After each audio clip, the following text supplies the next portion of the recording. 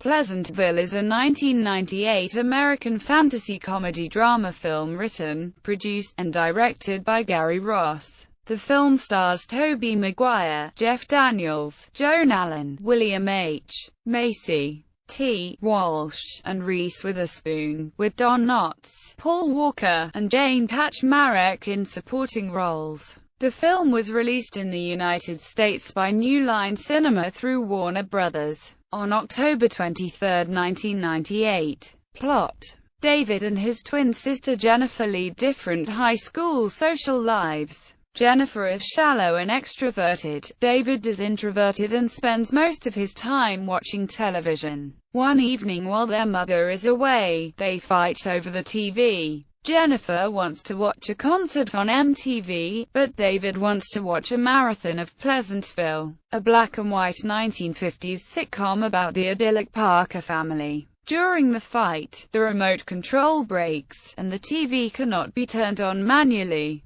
A mysterious TV repairman shows up, quizzes David about Pleasantville, then gives him a strange remote control. The repairman leaves, and David and Jennifer resume fighting. However, they are transported into the Parkers' black-and-white Pleasantville living room in 1958. David tries to reason with the repairman, but he succeeds only in chasing him away. David and Jennifer must now pretend they are Bud and Mary Sue Parker, the son and daughter on the show. David and Jennifer witness the wholesome nature of the town, such as a group of firemen rescuing a cat from a tree. David tells Jennifer they must stay in character and not disrupt the lives of the town's citizens, who do not notice any difference between Bud and Mary Sue, and David and Jennifer. To keep the show's plot, Jennifer dates a boy from high school, but has sex with him, a concept unknown to him and everyone else in town. Slowly, Pleasantville begins changing from black and white to color, including flowers and the faces of people who have experienced bursts of emotion and personal transformation. David introduces Mr. Johnson, owner of the cheeseburger joint, soda shop where Bud works, to colorful modern art via a book from the library, sparking in him an interest in painting. Johnson and Betty Parker fall in love, causing her to leave home, throwing George Parker, Bud and Mary Sue's father, into confusion.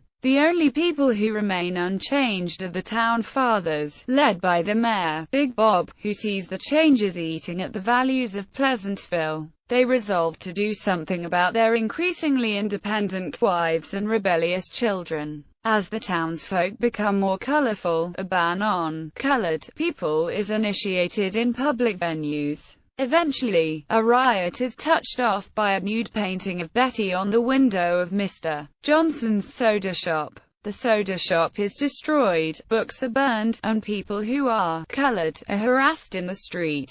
As a reaction, the town fathers announce rules preventing people from visiting the library, playing loud music, or using paint other than black, white, or gray. In protest, David and Mr. Johnson paint a colorful mural on a brick wall, depicting their world, prompting their arrest. Brought to trial in front of the town, David and Mr. Johnson defend their actions, arousing enough anger and indignation in Big Bob that the mayor becomes colored as well. Having seen Pleasantville change irrevocably, Jennifer stays to finish her education, but David uses the remote control to return to the real world. Cast: Tobey Maguire as David, Bud, Jeff Daniels as Bill Johnson, William H. Macy as George Parker, Joan Allen as Betty Parker, J.T. Walsh as Big Bob, Reese Witherspoon as Jennifer, Mary Sue, Paul Walker as Skip Martin, Marley Shelton as Margaret Henderson, Giuseppe Andrews as Howard,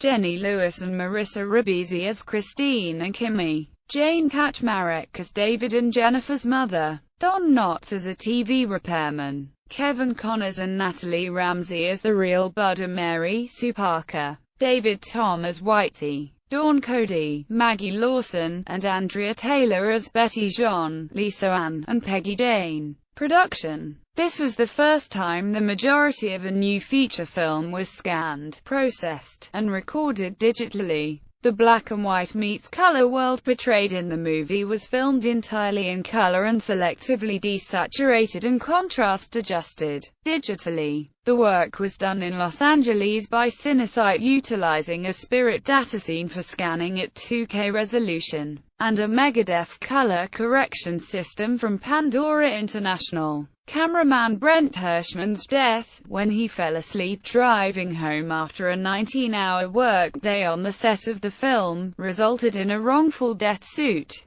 claiming that New Line Cinema, New Line Productions and Juno Pix Inc. were responsible for the death as a result of the lengthy work hours imposed on the set. The film is dedicated to Hirschman, as well as to director Ross's mother, Gail, and actor J.T. Walsh, who also died before the film's release. Themes. Director Gary Ross stated, "This movie is about the fact that personal repression gives rise to larger political oppression, that when we're afraid of certain things in ourselves or we're afraid of change, we project those fears onto other things, and a lot of very ugly social situations can develop." Robert Bucher says in his book Suburbia Nation, Pleasantville is a morality tale concerning the values of contemporary suburban America by holding that social landscape up against both the utopian and the dystopian visions of suburbia that emerged in the 1950s. Robert McDaniel of Film and History described the town as the perfect place.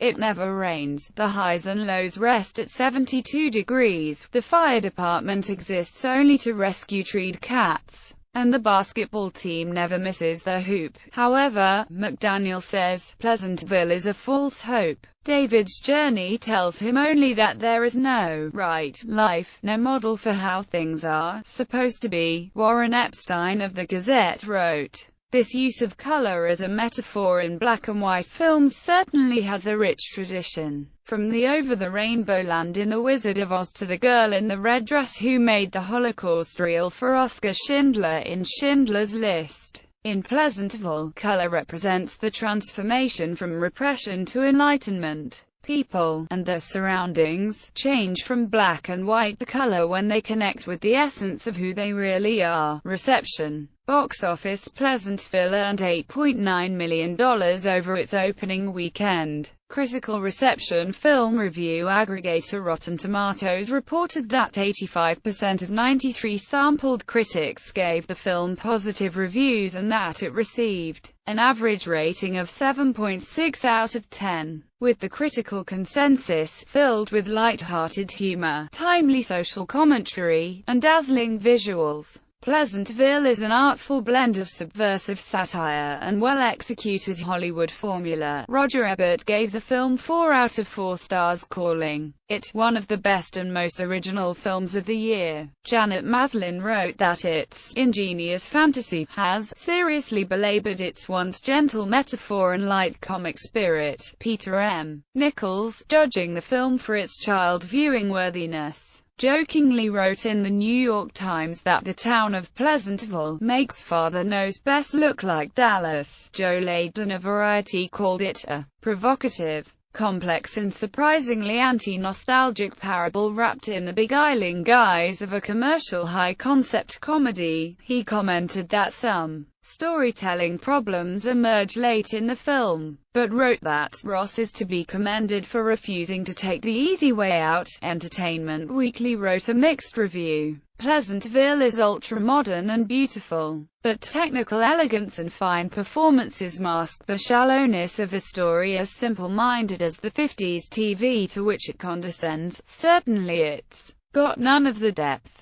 poignance, and brilliance of The Truman Show, the recent TV stifling drama that immediately comes to mind. The film did, however, receive criticism from Christians as, on a surface level, the message of the film appears to be, morality is black and white and pleasant, but sin is color and better, because often through the film the Pleasantvilleans become color after sin. In one scene in particular, a young woman shows a brightly colored apple to young David, encouraging him to take and eat it. Very reminiscent of the Genesis's account of the fall of man. Awards and nominations. The film won the following accolades: Saturn Awards Best Performance by a Younger Actor, Actress, Tobey Maguire. Best Supporting Actress, Joan Allen. Boston Society of Film Critics Award Best Supporting Actor, William H. Macy. Best Supporting Actress, Joan Allen. The film was nominated for the following achievements: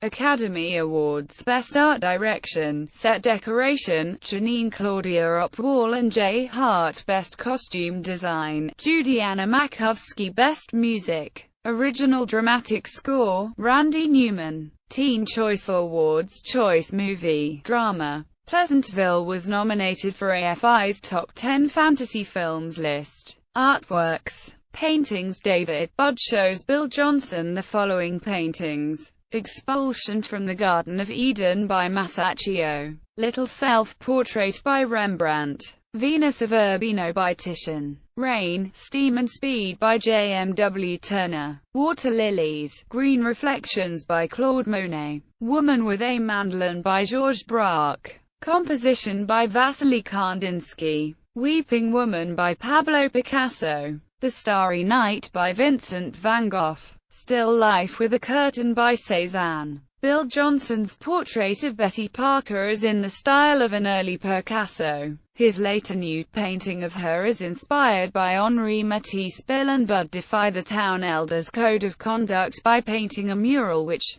with its surrealist style and inclusion of political elements, pays homage to Mexican muralism. Books. David Budd and Jennifer Mary Sue introduced the other teenagers in Pleasantville to Huckleberry Finn by Mark Twain and The Catcher in the Rye by J. D. Salinger. Mary Sue also reads Lady Chatterley's Lover by D. H. Lawrence. All three are among the most frequently banned and challenged books according to the American Library Association. Soundtrack. The soundtrack features music from the 1950s and 1960s such as Bebop Hey Lula by Gene Vincent, Take 5 by the Dave Brubeck Quartet, and At Last by Etta James. The main score was composed by Randy Newman. He received an Oscar nomination in the original music category. A score release is also in distribution, although the suite track is only available on the standard soundtrack. Among the Pleasantville DVD special features is a music-only feature with commentary by Randy Newman. The soundtrack also includes 2 songs by Fiona Apple. The music video for Apple's version of Across the Universe, directed by Paul Thomas Anderson, uses the set of the diner from the film. AllMusic rated the album 2.5 stars out of 5. Across the Universe, Fiona Apple 507. Dream Girl, Robert and Johnny 157. Bebop Hey Lula, Gene Vincent 236. Lordy Miss Claudie, Larry Williams 211. 60-Minute Man, Billy Ward and His Dominoes 228. Take 5, The Dave Brubeck Quartet 525. At Last, Etta James 300. Teddy Bear, Elvis Presley 147. Rayvon, Buddy Holly and the Crickets 149. Please Send Me Someone to Love, Fiona Apple 401. So What, Miles Davis 904. Suite from Pleasantville, Randy Newman 811.